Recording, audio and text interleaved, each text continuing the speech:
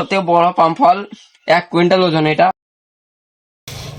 Guys, তো এইসব নতুন ছেলেপিলি নিয়ে খুব মুশকিল, ট্রেনিং দিতে হয় আগে। ঠিক আছে, তা এইসব পাম ফল কাটতে পারে না, তা পাম ফল কাটা আমি এদেরকে শিখিয়ে দেবো। এইবার মারলেই কেটে চলে যাবে। তো পাম ফল ডাল কাটা হয়ে গেল, এবার পাম ফলটা কাটবো। ঠিক আছে, পাম ফল বেরিয়ে চলে আইলো।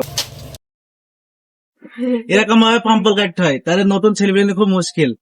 এখানে একটা পাম্প ফল পালাম দীর্ঘ 1 কিলোমিটার হেঁটে। তো এই পাম্প ফলটা এখন কাটবো ডাল না কেটে। সকাল তুমি দেখো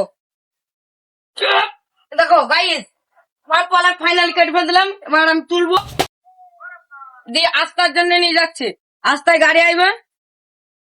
তো গাইস, তোমরা দেখতে পাচ্ছ আমি 1-1.5 কিলোমিটার হেঁটেও পাম বাগানে একটা পাম ফল খুঁজে পাইনি। একটা গাছে 3-4টে পেয়েছি।